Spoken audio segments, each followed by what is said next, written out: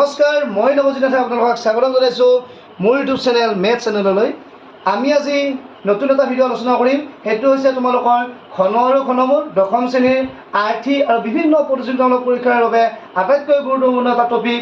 অষ্টম শ্ৰেণীত তোমালোকৰ ঘন আৰু ঘনমূল। আহকচোন বাৰু আমি আজি আলোচনা কৰোঁ ঘন আৰু ঘনমূল। লৈছোঁ মই সংখ্যা লৈছোঁ 3। 3ৰ ঘন সংখ্যা আমি কিমান জানো? 27। ঘন মানে হৈছে তোমালোকৰ 3 বাৰ পূৰণ। 3 3 গুণ 9, 3 3 গুণ 27। আকৌ যদি আমি চাওঁ 27ৰ ঘনমূল কিমান হ'ব তোমালোকৰ? 3। এতিয়া আমি এটা কথা মন দিব লাগিব যে ঘনমূলৰ প্ৰতীক বুলি ক'লে আমি কি জানো?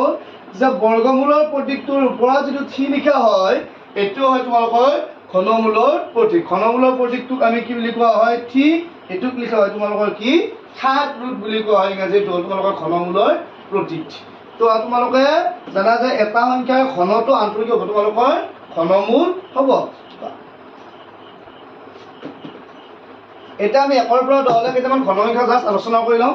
1ৰ ঘন হ'ব তোমালোকৰ 1, 2 ঘন পাম আমি 8, 3 ঘন পোৱা যাব 27, 4 ঘন পোৱা যাব 64, 5ৰ ঘন পোৱা যাব 125, 6ৰ ঘন পোৱা যাব 216, 7ৰ ঘন পোৱা যাব 343, 8ৰ ঘন পোৱা যাব 512, 9ৰ ঘন পোৱা যাব 729 আৰু 10ৰ ঘন পোৱা যাব তোমালোকৰ কিমান হয়? 1000 হয়। এতিয়া আমি ইয়াৰ পৰা এটা কথা মন কৰিম যে তোমালোকৰ 1ৰ কিছুমান নাম্বাৰ একে একে হয় ঘনৰটোত। মানে তোমালোকৰ এই সংখ্যা এটা এককৰ স্থানত যিটো থাকে ঘনৰ এককৰ স্থানতো একে থাকে। যেনে 1ত আমি কি পালোঁ? 1 পালোঁ। 4ত আমি কি পাইছোঁ? 4 পাইছোঁ। 5 সংখ্যাটোৰ ঘনৰ এককটো কি পোৱা গৈছে? 5। 9তোতো আমি কি পালোঁ? 9 পালোঁ। 0 থাকিলে আমি কি পাওঁ? 0 পাওঁ। 6 থাকিলেও আমি কি পাওঁ? 6 পাওঁ। সেইকাৰণে তোমালোকৰ আটাইতকৈ গুৰুত্বপূৰ্ণ টপিকটো হৈছে যে এককৰ সংখ্যা আৰু ঘনৰ এককৰ সংখ্যাৰ সাল সলনি কিদৰে হয় তোমালোকে এইটো পৰীক্ষাৰ কাৰণে আটাইতকৈ গুৰুত্বপূৰ্ণ কথা মনত ৰাখিব লাগিব। 2 8ৰ লগত সলনি হয় আৰু 8ৰ লগত কোন সলনি হয়? 2 হয়। মানে এককৰ ঘৰত যদি 2 থাকে ঘনৰ এককৰ ঘৰত 8 থাকিব। এককৰ ঘৰত 8 থাকিলে ঘনৰ এককৰ ঘৰত কি থাকিব? 2 থাকিব। আকৌ নেক্সট চাব লাগিব তোমালোকে 3টো কাৰ লগত ৰিলেটেড হৈ থাকে? 7ৰ লগত। 7 কাৰ লগত থাকে তোমালোকৰ? 3ৰ লগত। এই 3ৰ ঘৰত আমি কি পাইছিলোঁ? 27, এককৰ ঘৰত 7, 7ৰ ঘৰত আমি কিমান পাইছোঁ? 3 ঘৰত 43, এককৰ ঘৰত কি পাইছোঁ? 3 পাইছোঁ। বাকী অংককেইটাৰ কোনো সাল সলনি নহয়। কিয়নো 4 থাকিলে কি পাম? 4 পাম। 5 থাকিলে 5 পাম। 0 থাকিলে 0 পাম। আমি এককৰ সংখ্যা ঘনৰ এককৰ সংখ্যাত কি মনত ৰাখিম? 2 8ৰ লগত সলনি হয়, 3 7ৰ লগত সলনি হয়, বাকী কেইটা কোনো সাল সলনি নহয়। আমি নেক্সট আলোচনা কৰিম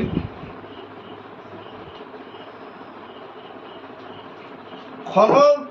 যদি তোমালোকক দিয়া আছে যে থাৰ্ড ৰুট অফ 64, তেতিয়া ইয়াত কি কৈছে যে তোমালোকক 64ৰ ঘন আৰু 64ৰ ঘন বুলি আমি কিমান জানো? 4 বুলি জানো। চ' ইয়াৰ ভেলুটো তোমালোকৰ কিমান হ'ব? 4 হ'ব। ঠিক আছে। নেক্সট তোমালোকে গম পালা ঘনৰ একক। এতিয়া যদি তোমালোকক কোৱা আছে 1000ত কেইটা শূন্য আছে আমাৰ? 3টা শূন্য। যদি আমাৰ ঘন সংখ্যা এটাত 3টা শূন্য থাকে তেতিয়া তোমালোকৰ ঘনমূলত কেইটা শূন্য থাকিব? এটা শূন্য থাকিব। এইটো কথা মন দিবা যে ঘন সংখ্যাত কেইটা শূন্য আছে তোমালোকৰ? ঘন সংখ্যাত 3টা শূন্য আছে, তেন্তে তোমালোকৰ ঘনমূলত কেইটা শূন্য থাকিব? এটা শূন্য থাকিব। একৰ ঘন তোমালোকৰ কিমান হ'ব? 1 আৰু 3টা শূন্য থাকিলে তোমালোকৰ কেইটা শূন্য হ'ব বুলি কৈছোঁ? এটা শূন্য। চ' 1000ৰ ঘনমূল তোমালোকৰ কিমান হ'ব? 10 হ'ব।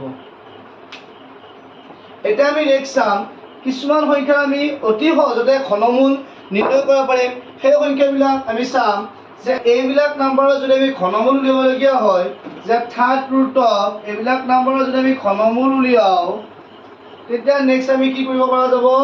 যে তোমালোকৰ নিয়মটো কি আছিল? এনেকুৱা অনুমানিক পদ্ধতিত আমি ঘনমূল নিৰ্ণয় কৰিলে লাষ্টৰ তিনিটাত আমি এটা আস্থানি লওঁ যে লাষ্টত তোমালোকৰ 2টো কাৰ লগত সলনি হয় বুলি কৈছিলোঁ? 8ৰ লগত সলনি হয় 2টো।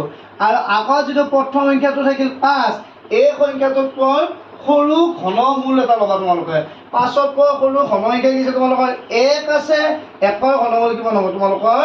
1।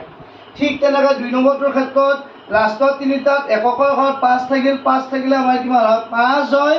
আৰু 3তকৈ সৰু ঘন সংখ্যা হ'ল 1 তাৰ ঘনমূল কি হ'ব তোমালোকৰ 1 হ'ব 8 থাকিলে তোমালোকৰ কিমান হয় বুলি পাইছিলোঁ আমি 2 হয় এই 3টাৰ পৰা তোমালোকৰ 8 থকাৰ বাবে কিমান আহিব 2 আহিব আৰু এই 1তকৈ সৰু ঘন সংখ্যাটো একেই হয় সমান হয়তো সমান হ'লে তোমালোকৰ তাত কিমান আহিব 1 হ'ব যদি তোমালোকে চোৱা থাৰ্ড ৰুট অফ 8000 ইয়াৰ ভিতৰত তোমালোকৰ 3টা শূন্যৰ পৰা 0 থাকিলে 0 হয় আৰু 8 থাকিলে তোমাৰ কিমান হ'ব তাতে 2 হ'ব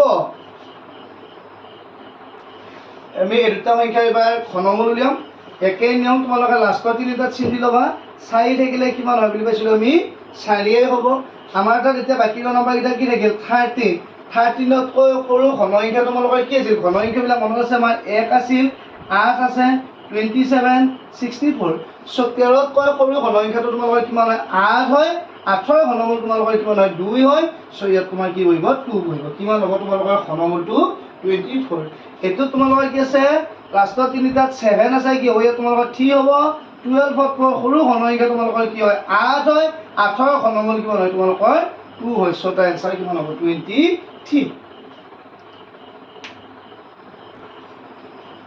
এতিয়া আমি এটো প্ৰশ্ন আলোচনা কৰিম এটো তোমালোকে পাৰিবা বিয়া দিজ প্ৰশ্ন ল'ব মই 23 এৰ ঘনৰ একক স্থানৰ অংকটো হ'ব কি 23 টো তোমালোকৰ এককৰ ঘৰত কি আছে 3 আছে সো এই ঘনৰ একক স্থানত কি হ'ব তোমালোকৰ 7 থাকিব নেক্সট দ্বিতীয় প্ৰশ্নটো চাবা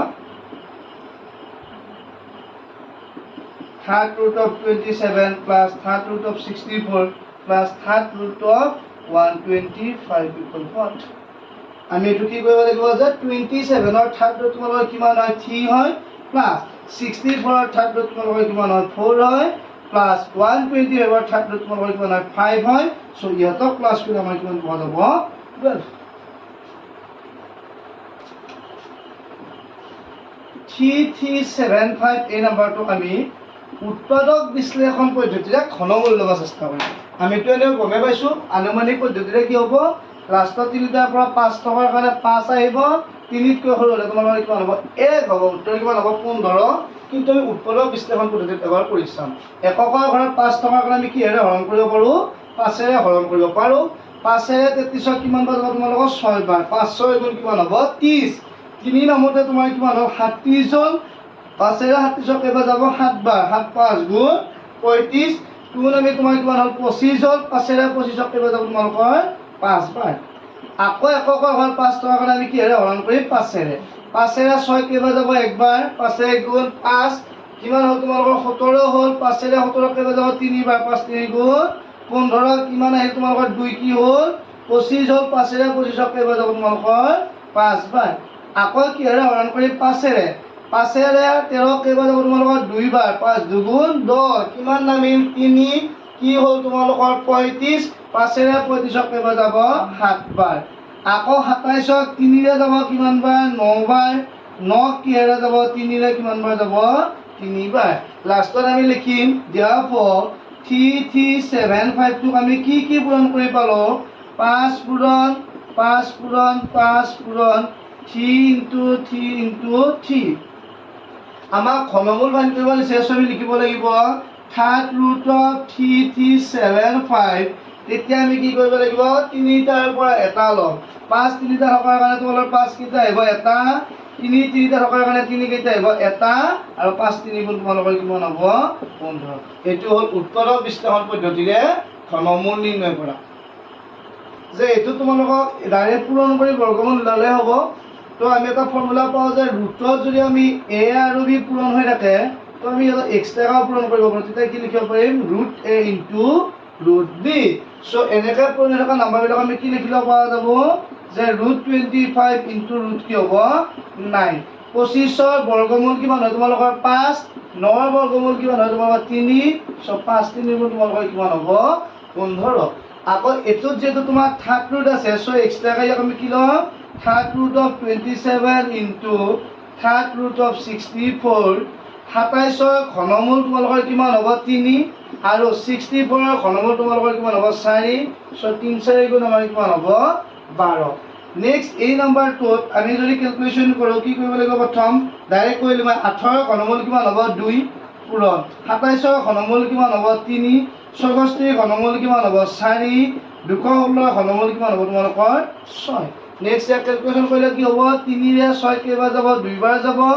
আকৌ নেক্সট এইটো 2 ৰে 2 তোমাৰ কেনসেল হ'ব ইয়াত কি লাগিব 1 সো তোমালোকৰ এনসাৰটো কি হ'ব এইটো 1/4 ধন্যবাদ ঘন আৰু ঘনমূলৰ ওপৰত এইখিনি আমি আলোচনা কৰিলো নেক্সট তোমালোকৰ দশম শ্ৰেণীৰ বাবে ভিডিঅ' পঢ়াম স্থানাংক জ্যামিতি